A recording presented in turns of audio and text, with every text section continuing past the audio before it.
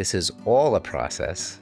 You never know. Many folks will do IVF, fail, and then the next month get pregnant on their own. It's really fascinating to try to merge the holistic aspect with the science. And I think that a lot of times the patients, they come here, your patients, they will come and see me and I help them to understand what they're doing, but they kind of come to you and they're like, I just trust you. I know you're going to fix this. I can tell you got what I need, that kind of thing. So, can I go back to that? So please. When about the early menopause or having an elevated FSH at a younger age, what I have seen and, I try to change is that when women are younger, even if you have 1 or 2 follicles and you're 30 years old, you still have a great chance of being a mom. And the reason for that is 50% of your eggs are going to be genetically normal. When you're starting IVF, obviously you will not respond to the medications, which are FSH, when your own body's FSH is elevated. And this is especially true for women who are going through premature ovarian failure. So what I found for these women is to, rather than telling them month after month, come back next month, just say, okay, let's see what your follicles do on their own. So you let their own FSH stimulate the follicles, and inevitably, most of the time, you'll see more than one follicle grow. It's just like as though we're doing the shots. This is in younger women. We're not talking about 42-year-old women. And in younger women, when I've augmented those cycles, people have achieved success. When you just use their own body's FSH, let the follicles grow. If they're doing it with IVF, then obviously we have to start the medication that prevents them from ovulating so they don't ovulate before we get to the egg retrieval. But if they're trying naturally, the biggest problem is when you have an elevated FSH, your LH goes up and down. The pulsatility will go up and down. When they check those ovulation predictor kits, they think they're ovulating all the time and they can't figure out when to have intercourse. So when the LH is bouncing around, when a woman has an early elevated FSH, the key part is they need help with the ovulation with the trigger shot so that they actually goes high enough to release that egg properly. And I've helped with several women conceive that way with the elevated FSH, where they were told they had to use a donor egg just because they had an elevated FSH. But I don't think that's true. Right. And we could hang on the elevated FSH conversation, tying it back into endometriosis and pelvic inflammation, right? So when we met, I kept on saying, well, I think, there's probably endo because that's what happened to me, is for my own little filter, my lens, what I had seen and experienced. So now, knowing what we know about eggs and heat, endometriosis surgery, it's not something everybody can do or they want to do. And there are other doctors that would say, okay, it's fine. They won't even rule it out. They'll just say, well, we'll try some Lupron. Or I guess I'm kind of leading us into the weeds, but I know there's hormone treatment for endometriosis or perceived hormone treatment using Lupron to suppress. And then there's endometriosis excision surgery. I know where you stand, but can you speak on this? Why surgery is going to be better for the egg reserve, at least in women that are under 40? I'd like to hear what your thoughts are. So I don't think that everyone needs surgery, but if you have endometriosis, the earlier you address endometriosis surgically, the more you preserve your fertility, because we know that it can age your ovaries more quickly. So if you suspect you have endo. If you suspect endo, and when do I suspect this? Even in women who have silent endo where they, are adamant they have no symptoms. It's usually women who are young, who have a low AMH for their age. They have a low number of follicles for their age, and there's no other explanation. That's when I really suspect endometriosis, because if there's no genetic reason, their karyotype is normal, they're not a carrier for Fragile X, they don't have an autoimmune issue or a chronic illness that could explain it, they've never had pelvic infections or pelvic surgery to explain this lower number, then you really have to think about endometriosis, because the earlier you address it, the more you preserve their fertility. But in terms of the Lupron, the Depo Lupron that you're talking about when you're putting someone into a medical menopause prior to an embryo transfer, that doesn't always work. And the reason for that is you have to remember that if you have the inflammation and it's severe in the pelvis or throughout our body, everything is connected. You can suppress the estrogen level by putting someone into a temporary medical menopause, but you're not necessarily suppressing all the inflammation if it's throughout their colon and their pelvis. And so that's why in those specific patients, you would really consider having the endometriosis excision surgery. Some women have minimal endometriosis. They don't need Lupron even prior to a transfer, and they can conceive without any Lupron or surgery. So it really depends on where in the spectrum they have the endometriosis and what part of their body it's affecting. It doesn't affect everyone the same way. For some women, it affects the ovaries. Some women, the ovaries are perfect. They have a zillion follicles. They have beautiful eggs. They make beautiful embryos, but they can't implant properly because the endometriosis is affecting their uterus or their lining. You can't change the lining because when you have surgery, people will tell me, well, I had surgery, so my lining should be perfect. Well, that's not true. Your lining builds and sheds every month. The only way you would remove the lining is if you have a hysterectomy or do ablation therapy, but you certainly couldn't carry a baby after that. So in that situation, when women really want to try, if it's in the lining, that's when I use the Depolupron. People always ask me, how many months of Depolupron should I use? It's not a cookbook of 1, 2, 3 months that people like because they want to plan. And you really can't do it. I have to wait until they look completely suppressed. And Which looks like when you look on an ultrasound, their lining is thin, their ovaries are suppressed or tiny. And so that's what a suppressed uterus looks like and a suppressed ovary. Some women have something called adenomyosis, which is endometriosis in the muscle. When I have that, you can actually see little, there's a specific appearance on the uterus. And so I do the color flow Doppler where you can actually see the blood flow. And the blood flow in the uterus should only be in the periphery where the blood vessels are. But when you see it in the areas of adenomyosis, especially when I'm treating them with Depolupron, I will do month after month of Depolupron until I see no active blood flow. Wow. Right. Then there's the whole conversation, you helping to bring the Harvey Kleiman Yale test, the EFT, endometrial function test, and pathology testing of the uterine lining. So does that EFT screen for adenomyosis or it screens for endometriosis, which is in the muscle. Endometriosis is just when endometriosis in the lining is called the adenomyosis, right? And so what I like about the EFT, I don't use it for everyone. I use it for women who have repeated failed cycles with transferring normal embryos, women who only have one embryo to transfer, women with known endometriosis. And you really want to make sure that you've done everything under the sun. It's a very comprehensive test of the lining. So you are looking for receptors to see whether or not their lining is receptive, but you're also looking for different proteins. If they're not present, there are certain proteins without it, it's really hard to have a live birth. So women with recurrent pregnancy loss, that's also when I use this test. And there's 2 biopsies associated with it. The first one will tell you whether or not the lining develops properly. The second one tells you whether or not you're going to advance this to the next phase and you can have a live birth. Most women, they have a normal first biopsy, but it's the second one where we see evidence of inflammation in the lining or a subclinical endometritis, which is inflammation or infection in the lining. And sometimes we see endometriosis in the lining. Right. And that's where the proteins that you mentioned, could you tell me what proteins they would want to? So one of the proteins that is associated with no live birth is one called MAG, M-A-G. And when that is missing, it's really rare it happens. But when it is, when we do see it, it's associated with not having a live birth. And so that's the only time where I really will ask someone, would you ever consider surrogacy? How important is it for you to have a pregnancy in terms of carrying the pregnancy, or is it more important for you to have a genetic child? If the goal is to have a genetic child, then we really have a serious discussion about surrogacy.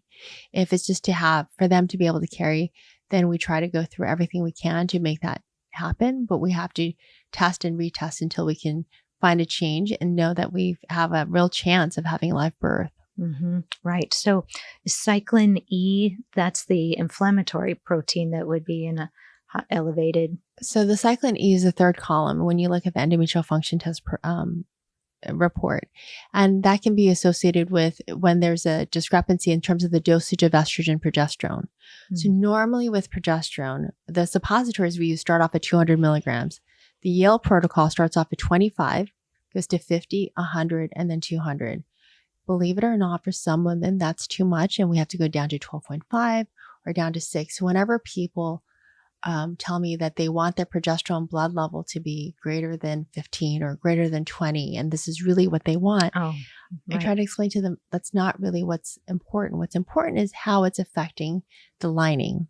So what I really learned about working with the EFT is that with the progesterone suppositories, the effectiveness can be really high in the lining, even if it's not correlated with the blood level. And so if you're trying to treat just a blood level, this isn't the right test for you. But if we're trying to have success, then we really have to see how is it effective in the lining. And so when it tells you that the progesterone is too much and the lining is advanced, then we have to make those changes with the dosages. Right. So the concern with too much progesterone in the lining would be that it would spike more inflammation? No, that's not. What happens is when the dosage is incorrect and there's too much, it advances the lining. It's called glandular developmental arrest, where the lining will develop, but then it arrests. It can't advance to the next phase. And that's where you see when there's a too high a level of the estrogen and or progesterone. And so the endometrial function test will indicate one of those things. People always like to ask me, well, I did the Receptiva test and I don't have endo. Well, that's just looking at one marker. BCL6. Right. And, but that's not all that we look for. So that's just a great commercially available test. There's another test called the ERA, and people say, well, I've done the ERA. Well, the ERA just tells us our window for implantation. How many hours should we do an embryo transfer after we start the progesterone? The majority of women, it's at 120 hours, but that doesn't tell us on a microscopic level, will we implant properly? Do we have the necessary receptors or proteins? Or is there inflammation? I won't forget when it was like 2015 or 2016, and you called me and you were so excited. Oh my God, Danica, this is game changing. This EFT, this soil test, we will know if there's pathology in the lining. And you were so excited about that. So I don't know if you remember, but we had a patient together where they had one embryo that was normal and they could only afford that one cycle. And that was our one and only chance. And so we did the test and it wasn't receptive, and we did it over and over, and they now have a live birth. But that patient of ours stuck with it, and she did 4 EFTs, which is not something I recommend, because usually after 1 or 2, I'll say, let's make an empiric decision and make some changes. But because we only had that one and that was our only opportunity to have a genetic child, we did it over and over, and until we saw that we really had a chance and it worked. So what were you changing in the protocol to affect the lining? So after the first one, we didn't go straight to surgery. We tried to decrease the dose of the estrogen progesterone. We still saw glandular developmental arrest. So then we sent her for surgery.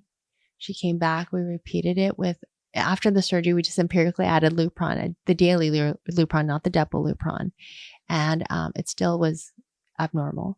And so then after the surgery, the daily Lupron failed. Then we went to the depot Lupron, really put her into a temporary medical menopause, decreased the dose even more, used prednisone, and then also used an extended course of antibiotics, repeated that biopsy, and that's when we got the normal. And then as soon as we had that map, we copied it exactly, and that's how she had her baby. So essentially 4 mock cycles to get 4 optimized. mock cycles, surgery, and double Lupron. So it wasn't an easy path. We spent almost a year doing it. But, it's sometimes really challenging for women to have to wait. They get really frustrated having to wait. But I tell them it's not how quickly we get there. It's just that we get there successfully. Right. So she was seeing me for acupuncture to kind of keep her emotions balanced too. She was seeing me for acupuncture and also for the inflammation, and also because it was really hard for her. It was challenging waiting and waiting and waiting. Yeah, I definitely give them things to do. Yes, I know. I'm good at that. But I think what you also did was you also worked on her mind body and how to reframe why we're doing this. Yeah. And at the end of the day now, she updates me with, updates about her child, which is amazing.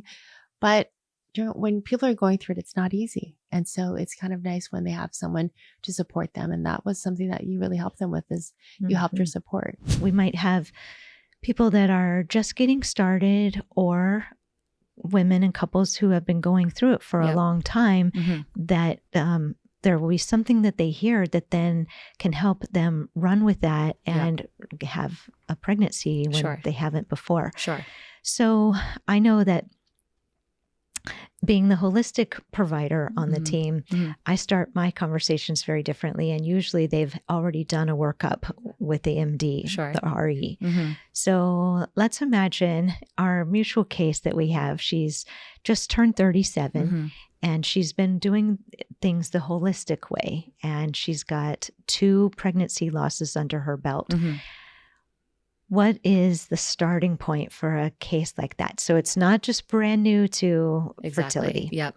So, and most people, like you said, by the time they've come to see me or any sort of reproductive endocrinologist, they've either had, if they're less than 35, maybe 12 months of trying to conceive without success, or over 35, 6 months trying to conceive without success, or in that patient's case, 2 pregnancy losses. She was able to conceive but unable to keep those pregnancies ongoing.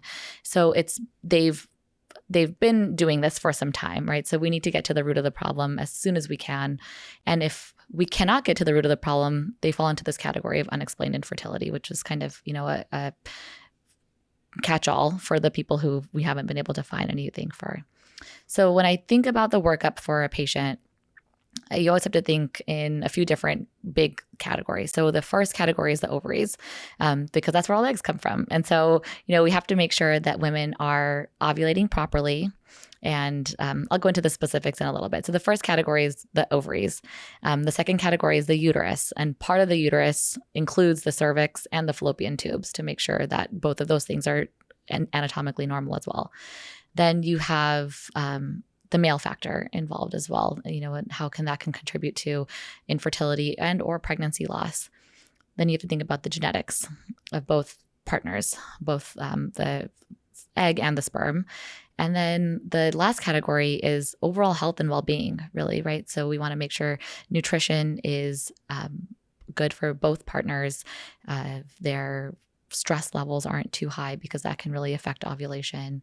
They have they're exercising enough, but not too much, because that can also affect ovulation. And maybe ruling out some lifestyle factors like using marijuana. Exactly. And maybe when you said nutrition, I think you're screening for, is there an eating disorder or disordered eating? Exactly. Disordered eating, or and part of that also includes eating the right types of foods too. We want to make sure that, trying to conceive is not the best time to diet. I like to say, your body wants to be nourished, because a nourished body will ovulate well, and then you can also hold on to a healthy pregnancy. It's a fine balance with overnourishing, and then we might get some abnormal glucose function tests, and that can affect not only your chances of conceiving, but also the health of the pregnancy. So it's a fine balance there. Right. It can affect ovulation, right? PCOS. Exactly. So we're looking at the ovaries, the uterus, the male factor, diet and lifestyle. Exactly. And like implantation or immune response. That's after further you get into the weeds. It's a little bit of a further deep dive there. It's a little bit more of a very individualized approach for each patient. Not everyone necessarily benefits from like an immune workup right out of the gates. So when we're talking about the ovary then, the first thing is, of course, just making sure a woman is ovulating. So one of the main questions we ask, and actually all doctors should ask any sort of ovulating person or menstruating person, is, are you having regular periods? And that's just a vital sign for us, right? It's like blood pressure, heartbeat, respiration, temperature, menstrual cycle. It's like always the fifth vital sign for any sort of OBGYN. If you're ovulating normally, then you're going to have normal menstrual cycles. And that's already a big step ahead, right? Because women with PCOS, for example, their follicles, they have so many follicles, but they kind of compete with one another. And so they don't release one. Exactly. Yeah. They don't release one because there's just too much competition going on at the ovarian level. So if you're ovulating normally, that's already a big win.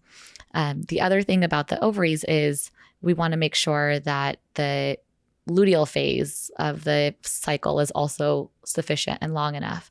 Which is another indirect function of ovulating properly, right? Because when the follicle ruptures, then it secretes progesterone. Exactly. So we want it to be over 10 points typically. Exactly. Yeah, exactly. Like a week after ovulation. Exactly. So the way that Dr. Rosenwax, so I talked about earlier, the way that he used to check the luteal phase is we track ovulation and then we'll check a progesterone level 5, 7, and 9 days after ovulation. If 2 out of those values are over 10, then that's good. That's a good, healthy working corpus luteum, which are the cysts that, provide the progesterone. So that's very reassuring. The other thing about the ovaries is diminished reserve, right? Just talking about the number of follicles that you have in general. I know you see a lot of those patients, and we all do. All the poor responders. Exactly. Yeah, we all see them, and that's that's why we're in the field that we're in. And I think it's a function of where we are evolutionarily speaking. I agree with that. You know, we have so much sugar and so much stress. And so much expected of us that either the eggs are too scared to come out for a follicle count, or there's not very many of them. Yeah, it's an interesting way to think about it, right? I've been wondering actually for the last 10 years since I started wanting to be an OBGYN, I wonder if at some point our ovaries will catch up and evolutionarily they'll be better for longer. But we'll talk about that later.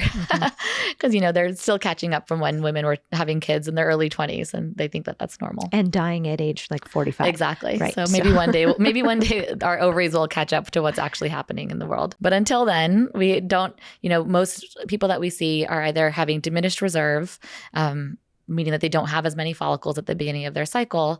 And women with diminished reserve will have, in times, poor response to treatment as well. So they kind of go hand in hand, unfortunately.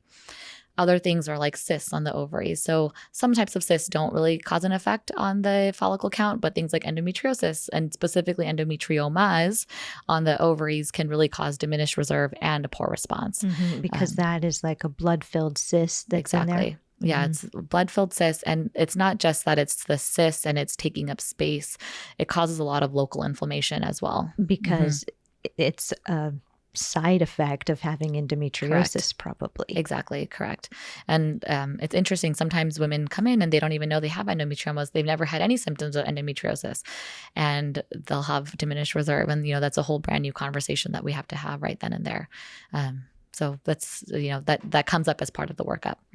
Well, whether or not they have both ovaries. Yes, that's true. Yeah. Had a number of them only have one. Exactly. Some people and they might would have no way of knowing that. Yeah. I don't run into that too much, but sometimes we do see that one ovary just responds way better than the other. And I wonder, and I think some of that has to do with if somebody had a cystectomy earlier in their life for whatever reason, maybe they had an ovarian cyst at some point and their surgeon at the time, maybe they were 18 years old, their surgeon at the time removed that cyst, but for some reason that ovary never really resumed full function again. So one ovary is sometimes quiet, what we call quiet, and doesn't have as many follicles, and the other ovary is doing just fine. So that's another thing that we can pick up. Another part of the ovarian kind of the antral follicle count or our ovarian reserve also has to do with women being on suppressive hormonal treatment beforehand. So if women come to me for fertility preservation, for example, and they've been on birth control pills, or if they even have an IUD in place and it's a Mirena IUD, in theory, and the studies point more towards the fact that Mirenas do not suppress ovarian reserve. We do see that in some women, removing the Mirena IUD or stopping birth control pills for about three months before starting a treatment cycle can really boost up their ovarian reserve before we start a treatment protocol. Yeah. To give the eggs a chance to come back online. Exactly. And the pituitary to regulate I like the way you itself. think about it. Yes, exactly. Yeah. We got the eggs come back online. Exactly. Yeah. Well, the holistic part of the team is good at trying to explain or anthropomorphize what's going on so that the women are a little less scared. This is one of the ways that we calm down this hypothalamic stress that's happening to cause the ovaries to maybe not ovulate properly. That's so true. All of that kind of in conjunction could do really wonders for the treatment cycle once we get there. I'm thinking of another ovarian condition because it was the one I had, elevated FSH. Yes, exactly. So that goes hand in hand with diminished reserve too, diminished reserve. So when you have the reason why FSH gets elevated, so FSH is released by the brain and it stands for follicle stimulating hormone, right? So it does exactly what it says it does. It stimulates our follicles. When the FSH level is high, it's more of a symptom of what's happening in the ovaries. So when your brain is trying harder to tell your ovaries to release a follicle, to stimulate a follicle. And so it starts at a lower level. And then if your ovaries aren't responding, then it gets higher and higher and higher. And at some point, hopefully, if you respond and you have an egg that's growing or a follicle that's growing, that follicle's making estrogen. And then the estrogen will tell your brain, okay, I'm online. Like you said, I'm online. You can drop the FSH level. And so then the FSH level will go down. A mini version of that happens every single month. But as our reserve goes down in our ovaries, the feedback saying that your FSH level can go down is less and less. So then the FSH level rises and rises. And that's what we see in perimenopause or menopausal women. Lower FSH estrogen levels. Exactly. Low estrogen and really high FSH levels, over 40, over 60, sometimes over 100. You know what would be so interesting is if we also could do a serum cortisol. Oh, yeah. And then we would be able to tell the patient there is a direct correlation with your stress level and your ovaries. Wouldn't that be nice? I know. That's when patients ask about stress and how it affects things. I always tell them it's so hard to study that, right? Because how many little cortisol spikes and surges are we having every single day, constantly at different times of the day? But it can't be good, right? It's not. It hasn't been shown to be bad, but it's not good either. But, right. Well, when my FSH was so high, I was opening well women. Well, there you go. Yeah. And I was not in a good relationship. My diet was bad. So much stress, but it was survival level stress. It was just thinking oh my God, if I can't do this, what am I going to do? I've just done this 4-year master's degree. Yeah. What else will I do if I fail? Wow. So that your body did not want to reproduce. That was not a fertile time. But I think I wanted to say that because so many patients will hear FSH is high and they immediately think, oh my God, I'm going into menopause. Exactly. And especially here in Los Angeles, aging is terrible, right? Yeah. So to think about menopause, they actually think that it's a disease rather than a puberty phase of life later down the road. True. Yeah. We're it's all coming about for all of us. Well, we're all about normalizing being a woman, and that's just another life chapter. Exactly. But this idea of the FSH being that the ovaries are just working really hard right now to ovulate successfully. Exactly. That's all it means. Yep.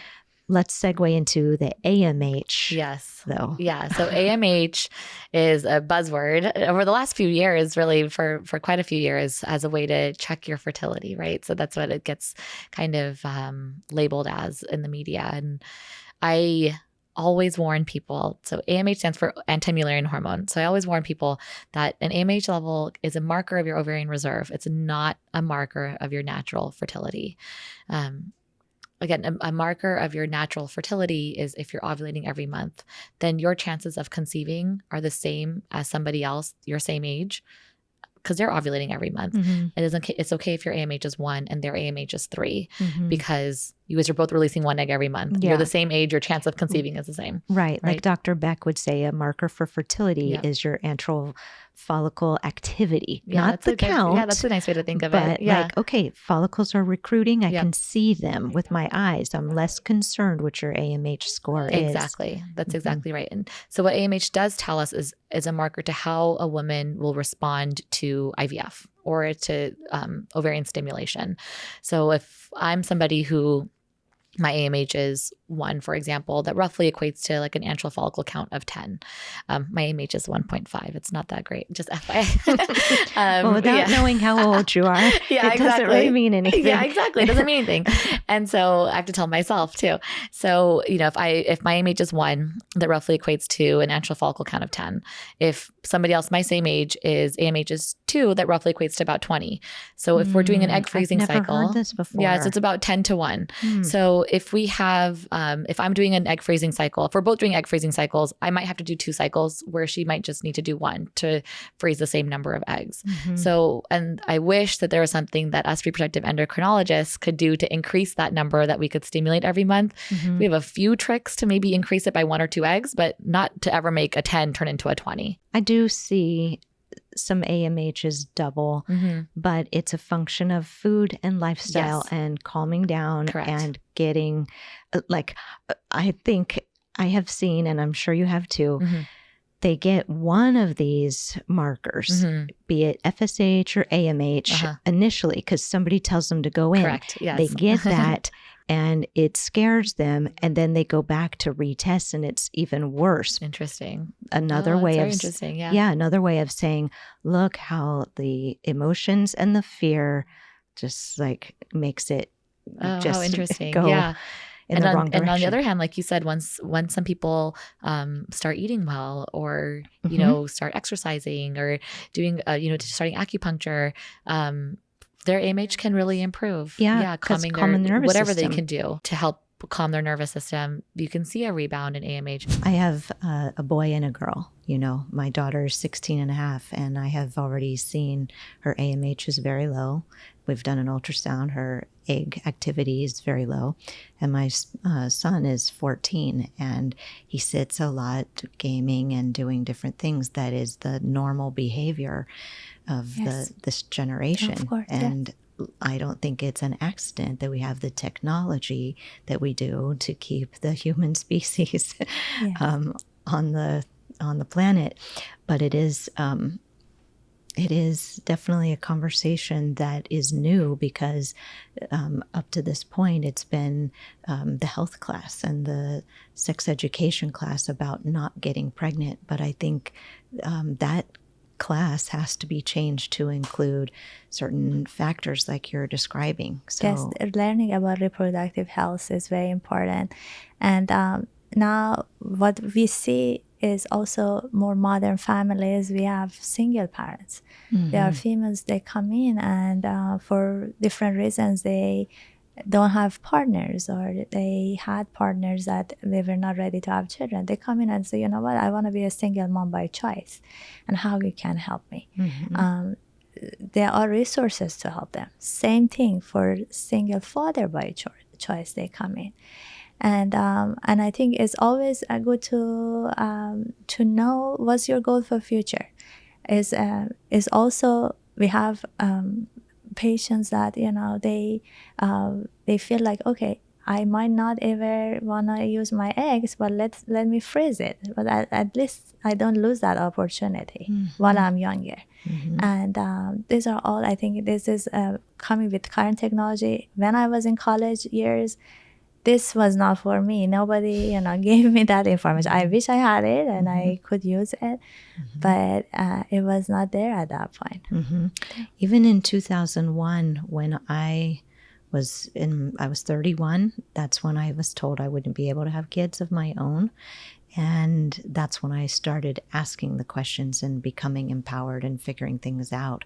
And so I really respect that those people are coming to you and that you're able to welcome them in and normalize the conversation. Absolutely. For them to have a sense of, oh, wow, I didn't even realize, or to be validated, the sense of, I kind of thought there might be a problem, but now I have to address it somehow. Absolutely. And in the care of you and Dr. Vermesh, it probably feels very safe instead of frightening.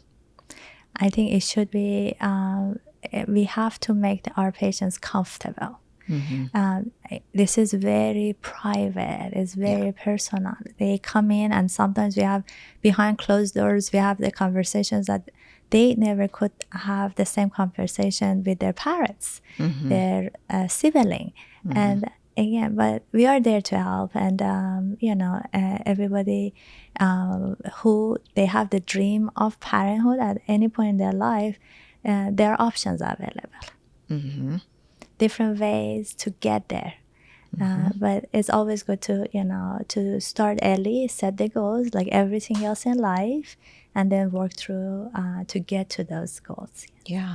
We're definitely talking about the way that humans are evolving.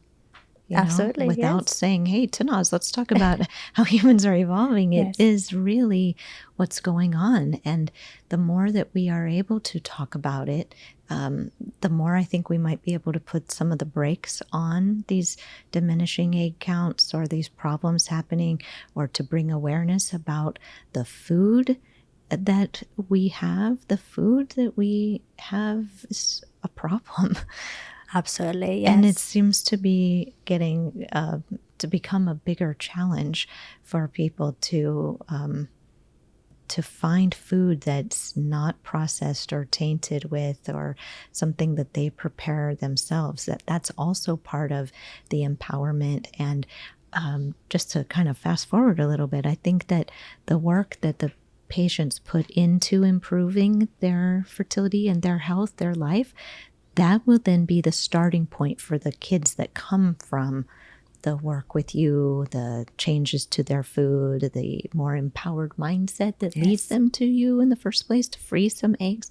So when my patients come to me and they are feeling ashamed that they need to do this, I am really quick to remind them that if they need to do science, I want to remind them, well, you're doing this other work and it's from an empowered standpoint. Absolutely. To be the starting point for those kids. And remember, sometimes that's the only opportunity, the only time that we can modify their habits.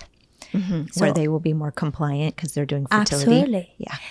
You don't, I would say how many patients that I had that when they realize, okay, unhealthy weight, and we are talking about extremes of, lower BMI versus high BMI, unhealthy weight that can affect their fertility, they start working through the healthier weight, and they got pregnant. And that opportunity, they kept it because they realized, okay, this affected my reproductive health that, it took me a while to overcome. So let's keep it that way.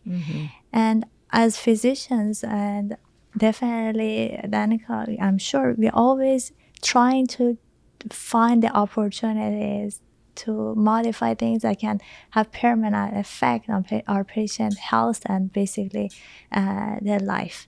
And that's, again, that extreme of weight and how they eat, that it can be the only chance that we have, and we have to use it. Right. Take that opportunity. I could not agree more. Just teaching people how to live better, how to make decisions that are going to benefit them, and the consequences of what happens in Starbucks all over the city. I teach acupuncturists how to do fertility acupuncture, and one day in class I said, we are evolving to become less fertile. And one of the older women who has 2 kids, she was like, I take issue with that statement. And I said, well, that's because you're in the student mindset here. Yes. You're in acupuncture school and you have 2 grown kids. You don't know what's really going on. How we have these coffee shops and sugar all over the place, and then all these countless fertility clinics popping up. Yes. I'm sure there's a correlation. We've never had a time where we have so much sugar in the diet. Yes. And the liver has to process that burden, and then the ovaries are kind of downstream from that. Yes, definitely the diet. And also keep in mind, in the past, let's say I have patients that come in, okay, my family never had fertility problems, but they forget that their mother had them when she was in their 20s, in her 20s. Or the grandmother had the mother when early 20s. So now we are postponing for good reasons to get to the parenthood. It can be career. Females are more involved in different part of life. They are involved in politics. They're going to schools. They work. So with all that postponing, by itself is really nothing genetic, but we are trying to become a parent later in life. And plus changes in the diet, changes in the amounts of exercise that parents were doing. They used to walk everywhere and do their shopping and grocery and come back. Now we are sitting in the car and going everywhere by car. We don't walk that much. Working We don't at do that. home, Zoom? Yes, we're sitting on the computer. So all these changes that it can affect different part of our health, including our reproduction. Yeah, it's important for the patients and the listeners to realize that by the time our fertility has been affected, like the reproductive system is not like the cardiovascular system. Reproductive system is the one that seemingly can be discarded if we are supposed to just keep ourselves alive. So all of the little stresses and things, like fertility to be an issue, is kind of a blessing inside of a curse, perceived curse, because it gets us to look into, oh, I didn't realize I have SIBO or endometriosis or some kind of blood clotting problem or a problem with methylating, right? You know, the MTHFR gene mutations, something. So all of these things are being discovered because women and couples before now had trouble conceiving. So that's, I mean, that's the good and the bad of this situation. I'm just curious off the side, do you do laparoscopies for endometriosis? Not anymore. Okay. No, not anymore laparoscopy because first of all, timeline, and I do believe in terms of, it has to be a team of surgeons to work for endometriosis patient, including colorectal, sometimes to call in oncology, to have urology. But we do have resources that if patients, they need to go through the laparoscopy, then we refer them to the group, the team of the surgeons to help them in a safe manner. Yeah. And do they do endometriosis excision surgery? Correct, yes. So do you have some tip-offs in your patients with your background in endo, tip-offs that make you think, oh, this is probably an endometriosis case? As you know, always endometriosis, it gets diagnosed very late, unfortunately. And patients, they come in with complaint of pain. And average in United States, it takes about 7 years from initial complaint to be diagnosed. Now, we are becoming, as physicians in general, OBGYNs, we are becoming more proactive regarding endometriosis diagnosis. And the gold standard is laparoscopy. Now, when the patients, they come in to me and they have pain with menstrual cycles, or sometimes they have pain with defecations, urinations, and we cannot see any cysts in the ovaries, the concern might be the endometriosis. I refer them to do the diagnostic evaluation. Plus, now there are some biomarkers that we can send and see if there is a high level of those biomarkers. If there is, then that can be the first step to propose to go through the laparoscopic surgery. Are you talking about like BCL6 and That's a correct. uterine biopsy? That's correct. Right. That's great that we have that now. And when those are elevated, to know that before putting in the one normal embryo that you have left. Absolutely. For people who have a challenge to building that family, they're building that family out of love and commitment.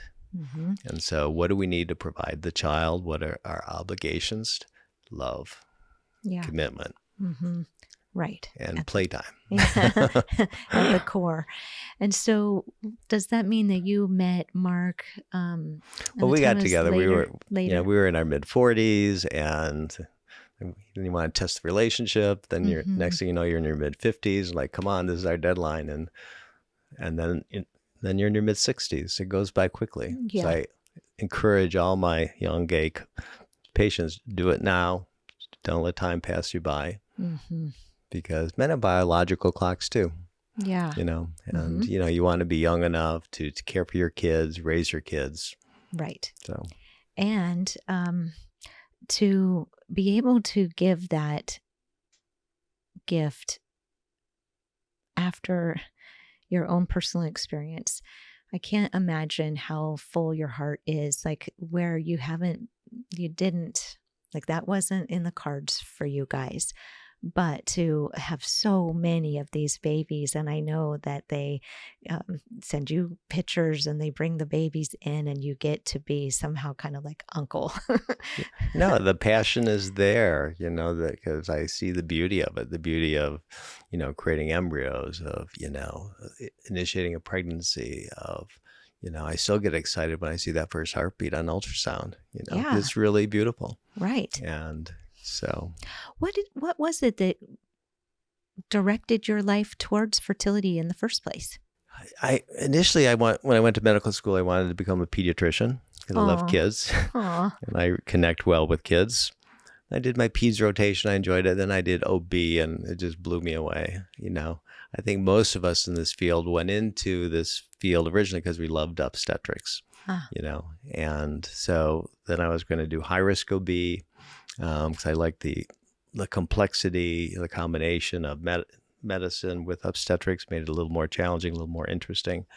And I did my OBGYN training at the University of Chicago in the south side of Chicago, where we saw lots of high-risk OB. And it was challenging, but a little bit frustrating because in obstetrics, no matter how well managed a patient can be, things unravel very quickly. And it was a little uncontrolled, and I'm much more of an organized, detailed person. And so at that time, this infertility world treatment was just exploding, and it was exciting. It was much more controlled, much more scientific and challenging. Like you could prepare them and then hand them off. Yeah, right? It was just the nice little switch to pursue it, and I'm so glad I did.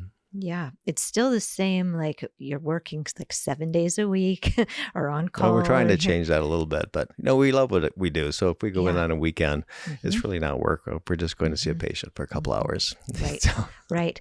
But we have worked really hard. Anybody that's in this field leading up to where we are now, where we're starting to figure out how, I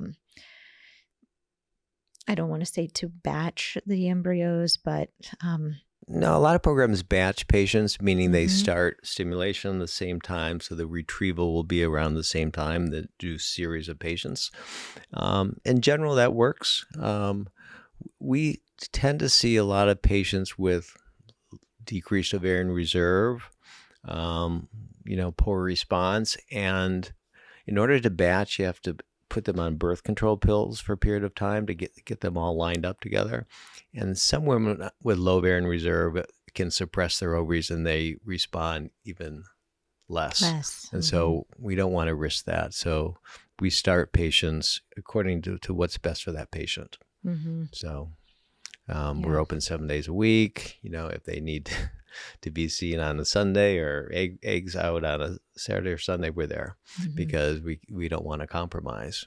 Yeah. So I remember the first time I did an embryo transfer acupuncture outcall session. I think it was like 2002, and it was Christmas Day. And I had to be there at 6:30 a.m. because the embryo was ready to go at 7:30 a.m. And there was no fooling around. And I was so nervous. And because I'm such an empath, I was feeling all of the couple's nerves. And my job is to bring the calm, right? To bring the endorphins. Right. But that is what happens. The embryos call the shots with respect to the schedule. The ovaries, the eggs, the embryos call the shots. Less so embryos today because most of our embryos are frozen transfers, and we can, schedule those. But we're so obsessed with the ovaries. Just recently, this past Easter Sunday, I was on call, and I was really working to avoid coming in at Easter for all the staff.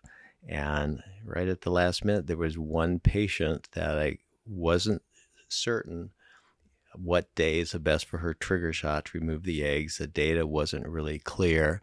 The only way I would know would be if I saw her on Easter morning. Mm-hmm. So I came in to see her because it was the right thing to do. Because it's really all about what's right, best for the patient, what's best for those eggs and embryos. Yeah. I think that's how we sleep well at night, because we know that we've Absolutely. done the right thing Yeah. by them. Rather than saying, pushing her day and, well, I can see her Monday. No, that's risky. Then it's more of a business model. This Yes. is a heart-centric model. Absolutely. Yeah. We have seen so much. You have, I think, like 10 years on me, but the evolution of the day 3 fresh transfer of an 8-cell embryo, or 5 of those, right? Uh-huh. To where we are now with freezing, testing, freezing, and then all of the uterine function tests to do like these mock cycles to optimize the uterine environment for the transfer. So much new science, right? It's not new to us now, but we've just kind of like watched like, oh, we're taking the embryos out to 5 and 6 days now. Right. Right? Well, when you think about the history of reproductive medicine, it's only 40, maybe 50 years old. IVF has been around for 40 years. So in the history of medicine, it's a really short period of time. And the advancements and developments are all geared towards higher success rates, better outcomes for everyone. And, we've come a long way. The pregnancy rates when I started 30 years ago were about 15 to 20% per cycle. And now for our patients, putting in a genetically tested embryo back in the uterus, we're at 75% per cycle. Mm-hmm. So it's a completely different picture. Yeah. And we have more information on the embryos. The genetic testing, PGT-A, allows us to screen out those embryos having an abnormal number of chromosomes because that embryo can look beautiful in a petri dish, grade AA, but yet be missing a chromosome or having an extra chromosome, preventing it from resulting in a healthy live birth. So today we can identify the safest embryos to transfer, those with the highest pregnancy potential and a lower miscarriage risk. Yeah. So that's been a tremendous advancement. And we no longer do fresh embryo transfers. We do all frozen transfers because when we used to do a fresh embryo transfer, we were putting that embryo back into the uterus coming off a stimulated ovarian cycle. So the hormone levels were not natural. Mm-hmm. They were elevated significantly.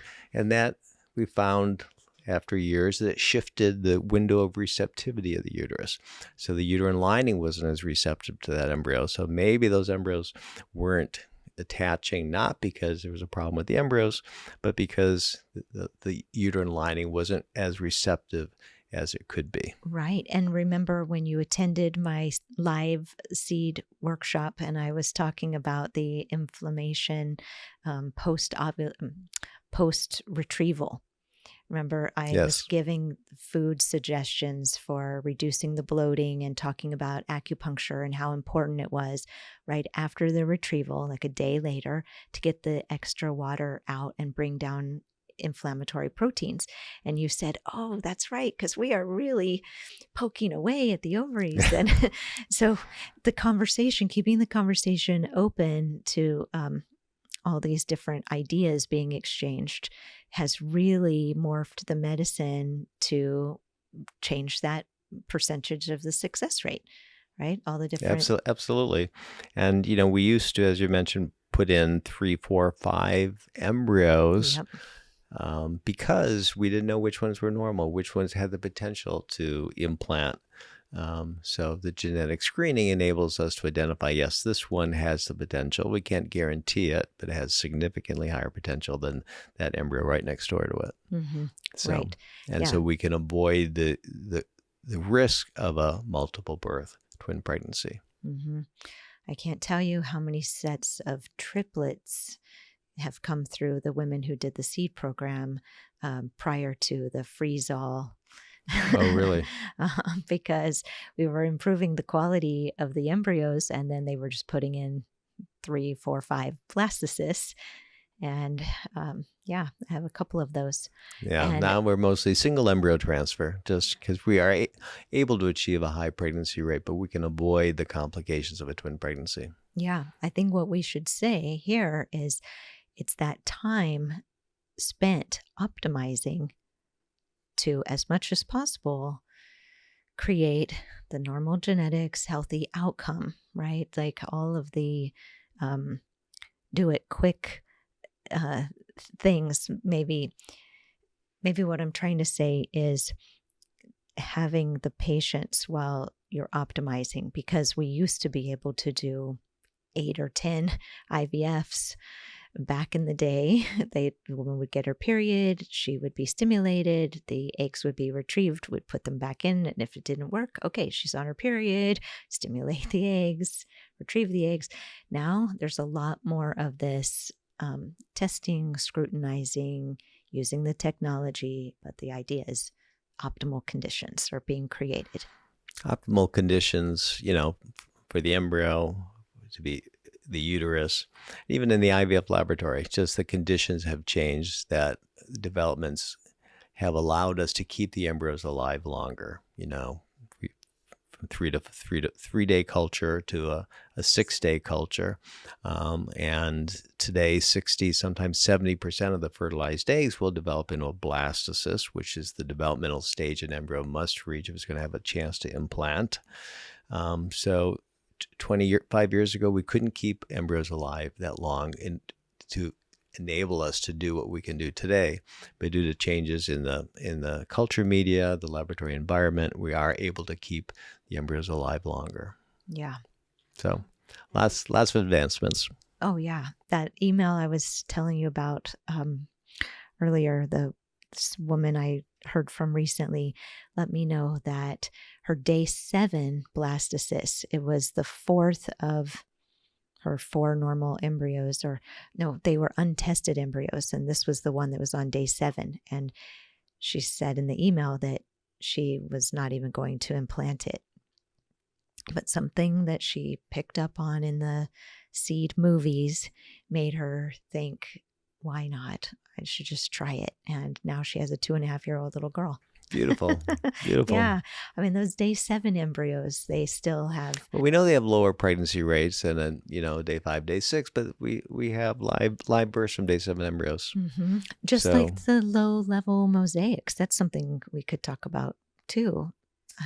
Right. When we do the genetic testing, it ideally tells us either, normal, abnormal, but sometimes we get something in between. Mm-hmm. So when the embryologists biopsy an embryo for genetic testing, they're removing 3 to 6 cells from the outer layer of this 100+ cell embryo. And these are the future placental cells. We're not touching the future fetal cells. And then they'll test those cells in the genetics lab. And if more than 80% is read as normal, it's a normal embryo. If more than 80% of the cells are abnormal, it's an abnormal embryo. Well, what if it's in between? 40, 50% are abnormal. That's called a mosaic embryo. And so what that means is either that the embryo has a mixture of normal and abnormal cells, or it could be that the fetal tissue is entirely normal, but we happen to biopsy a future placental cell that had an abnormality. Because the placenta is this mass of rapidly dividing cells, and you can occasionally have an aberration, and that abnormal cell could die off or be corrected. So it may not represent what's going on in the fetus itself. So today we have quite a bit of clinical experience with the transfer of mosaic embryos and many healthy live births because of it. Every one of the patients is different and has a different story and a different set of circumstances. And it's such nuanced medicine. Well, what would be the connecting fiber in all those cases is that they're all so-called tough, difficult situations.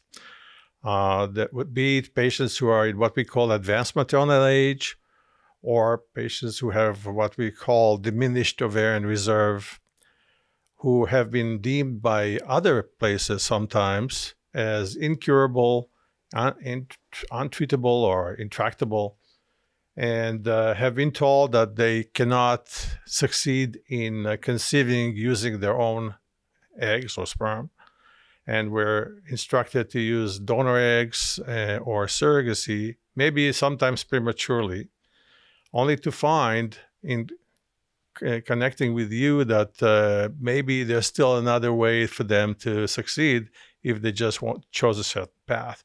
And in many cases, as you know, that was the case. Mm-hmm. They conceived. Oh, my own case, I don't know if you know much about my story. Please tell me. When I was 10, I saw an infographic of IVF, and it inspired me from then. But fast forward 20 years later, and I graduate acupuncture school, and I should be so healthy. But turns out I had diminished egg reserve. My FSH was 21 points, and I was 31 years old. I had a blocked fallopian tube, and I had stage 4 endometriosis, and I had no partner. I had to convince a surgeon to do endometriosis excision surgery on me when I was almost 35 years old, based on severe pain, vomiting. And so I had to be the detective on my own case to figure out, what can I do with this? I have all these herbs. I've helped all these patients. What do I need to do? And how do I connect and communicate with medical doctors to be taken seriously for this profession and as an empowered patient who will get her needs met without a partner? So it kind of touches into all of these patients' predicaments, and I can be a person who can help them become empowered on the path to ask certain questions, to ask for certain procedures, to think outside the box, to listen to herself. So when I refer to you, because I've seen you trust your hunches so many times, it just feels resonant with the way that I practice. So like, I may think this patient needs more care or she needs more time together. But you say, oh, you're ready for IUI. And I just zip it and I say, okay, well, let's support that. And then here we have twins, right? We have one story immediately is coming to my mind. You may not even remember her, but she came to me from another doctor's office. She was 41 years old, and she is Latina, and she had been missing some periods. She had an ultrasound, and it looked like she didn't have any eggs. And I said, I don't think that's the case. I think you have some eggs, but I'm just thinking we need to explore blood sugar, is my hunch, based on her ethnicity. Sure enough, her A1C was elevated, insulin was elevated, and it was suggesting, and cholesterol was suggesting she was potentially diabetic. So we got fast and furious, clean up the diet, put her on herbs, and a change of doctors.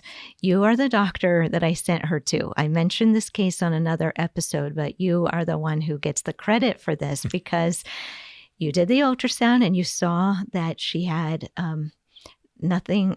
She might have had one follicle, and you did an IUI. It was unsuccessful, but the second IUI is resulted in boy-girl twins. Those are the best stories, right? I actually remember the case. I'm a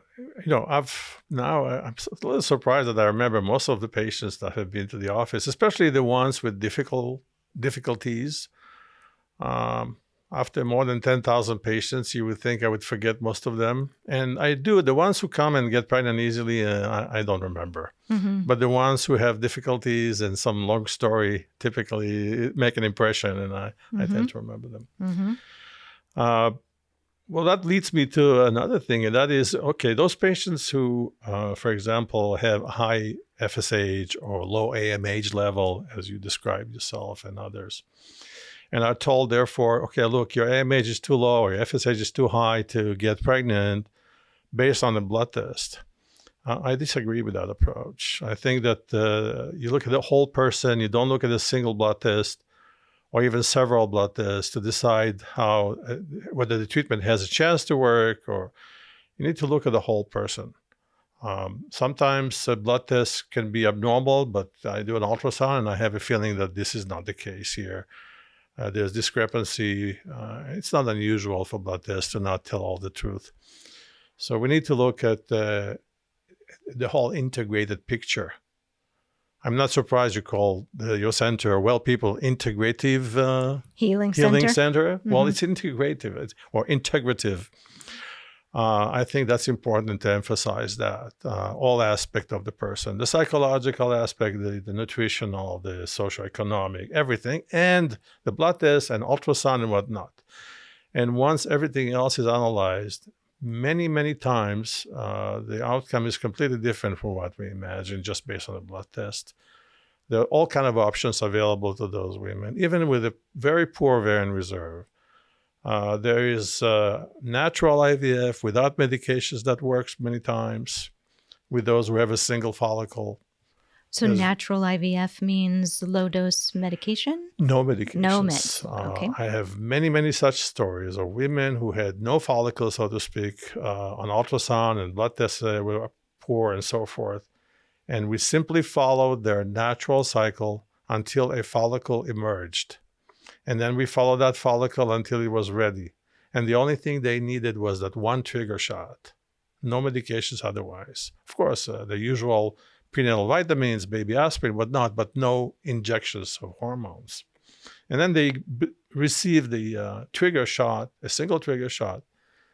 And then we get the one egg that they have. And many times that one egg is wonderful. It's just they don't have the numbers, but they have the quality. So the one egg could be excellent, and it fertilizes, become a beautiful embryo. We don't even bother to freeze it. We don't bother to test it. We just simply transfer it, usually after 3 days, sometimes after 5 days. And many of them get pregnant successfully.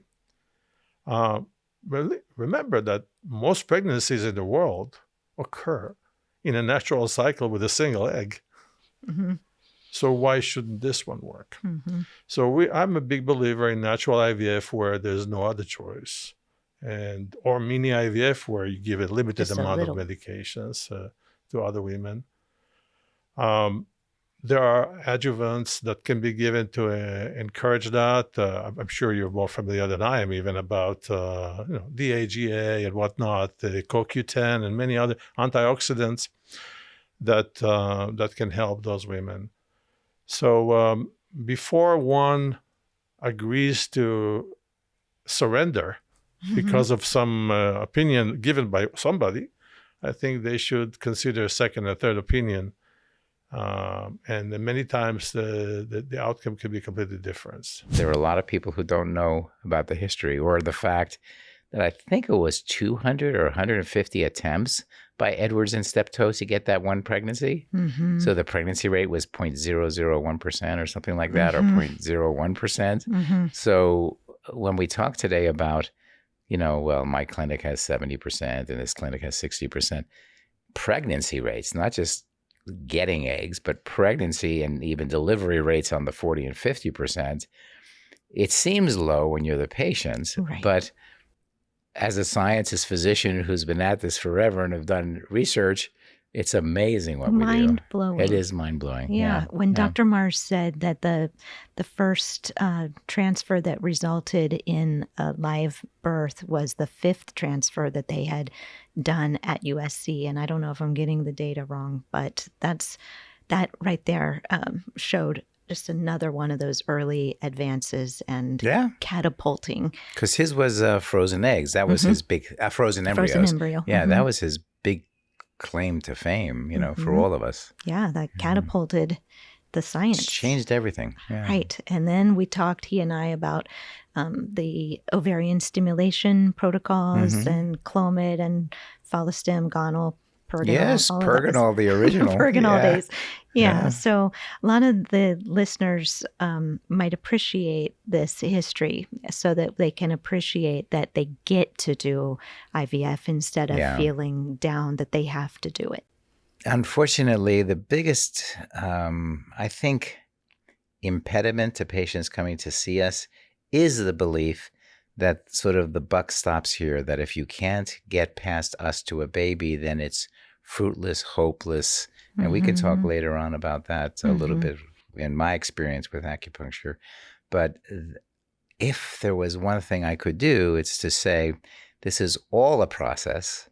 You never know. Many folks will do IVF, fail, and then the next month get pregnant on their own. So I would hope they just see it as an efficiency tool. Can I get there quicker, easier, more safely, especially from a genetic standpoint with PGT?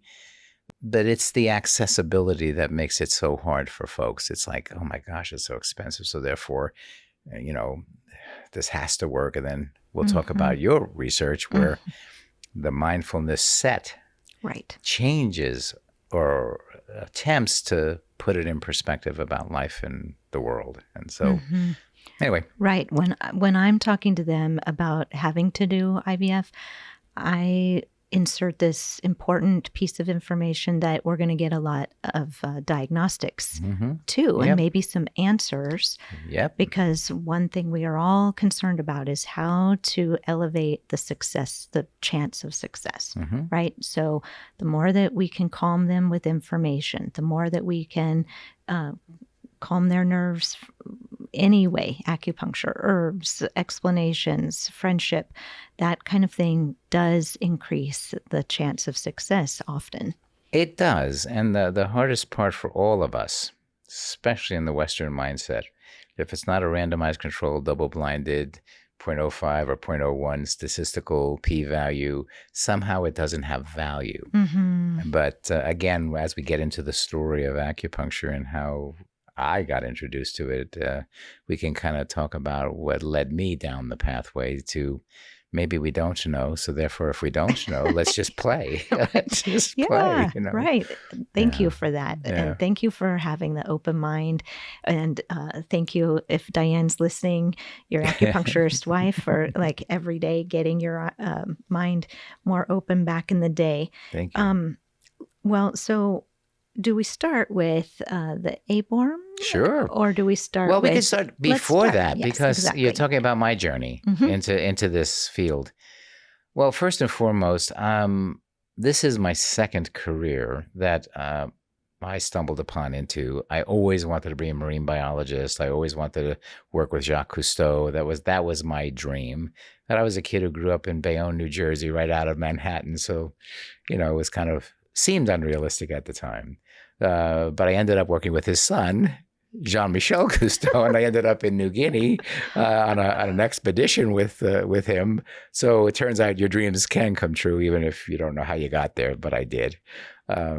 So my career was around marine animal reproduction. So I was a scientist. I never wanted to be. I was never one of those pre-med students that I wanted to be a physician more than anything. No, I didn't have that as my DNA.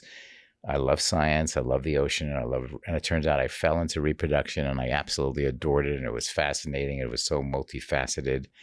And then things happen. Again, that's what the life part of life is. And because of circumstances, I was so good at writing grants that I ended up the scientist on a desk and never out in the field, because I was writing grants and getting $1 million grants and had other PhDs doing stuff. And I lost my soul in that, and it really wasn't what I wanted. And there was a time when I thought maybe I could be a physician, but the physician was in reproduction. So I ended up just shifting, going right back to school as a medical student after, almost a decade as a scientist with a PhD, and old and much younger, people I'm with. And did my training at the University of Arizona. Then I went to Duke University for my OBGYN, which is a fascinating place, but very emotionally and difficult place to work. But then I ended up at UCLA for my reproductive medicine fellowship, and all of a sudden all the juices came back. So long story short, I went through academic medicine. I went through multi-doctor practice. And then I started my own practice in 1999 in Colorado and just began growing there. and it was a great time. People were making all kinds of money on the stock market, crazy time, unrealistic because it crashed inevitably. But and a crazy acupuncturist named Diane Credenda came to my office. I was probably there about 6 months, almost a year. And she said she made an appointment, very formal. She, made an appointment, and I had this big desk, and I was behind the desk, and she was in front of the desk, and she was holding a paper. And she said, I think acupuncture will help your patients. And of course, if you know anything about Duke and UCLA, very straight-laced places, and I was like, as long as they pay you in chickens, then I'll let them see you. But otherwise, show me the data. Was she holding the Paulus study? Yes, she was holding the Paulus study, and her hands were shaking. And, the REs back then it was very intimidating, and we were on two separate sides of the desk. Yeah. It was like it was very intimidating, but I'm glad that we all kept on talking. And so that's the beginning of my journey, because I said, I'll be happy to read anything you give me. And she gave me the Paulus and then Steno Victoria. And then, any papers that she found or saw. And she was very tenacious about doing it. And I ended up in a position, and this is where we started a conversation, where I had 5 patients where I had done everything possible that I could think of in Western medicine, and they were not getting pregnant. Actually, the first 5 were just constantly miscarrying. And so I said, I met this crazy acupuncturist, and I said, and I've done enough reading now that I believe nothing could hurt or harm the patient. That was my biggest concern, because at that time they were spending $25,000, $30,000 at that time, which is 1999, which is probably equivalent to $50,000 now to get a baby, to get a try. And their chance for success was 15 to 18%. So again, a whole different world. Day 3 transfers, fresh transfers. And that Paulus study was saying IVF has like a 17 to 25% chance of success. And once you added acupuncture at the time of the transfer, then it would create a 42%. It was about a 15% improvement. Yeah. And it was consistent. And again, no harm I could find in the literature in terms of how it would impact the medications I was using, the hormonal profiles. Granted, we found out later it actually did, in a positive way, affect the hormonal profiles. So she took the 5 patients. 3 of them, she got pregnant on her own, never sent them back. One of them actually got a second baby with her. And that started my journey into, there might be something here. There might be something here. Because honestly, we had enough going on in the field, in 1999 in terms of, we only had 1-2 protocols. We only had 1 medication. There were so many limitations, and it was such an expensive process and required a lot of people that we just, that's really where it all started. Yeah, I remember. So that study came out in 2002, and I started my practice in 2001. So I had that study, and I was sending it to different local REs here in town, and trying to get in there to help, ideally to get their patients so I could work with them before starting in vitro, as the Paulus study talks about just 1 treatment at the time of the transfer and 1 after the embryo's been inserted. So there would be no pattern differentiation of the patient's case, no herbs. I thought that study was so interesting, but so powerful. And it was, like 200 plus patients. It doesn't have to be a lot to make a difference. That's the thing. I mean, it was 5 patients that were intriguing enough to me to say, wow, 3 out of 5 of them are having babies, and I did everything I could to get them to a baby, and it's not working. Maybe there's something here.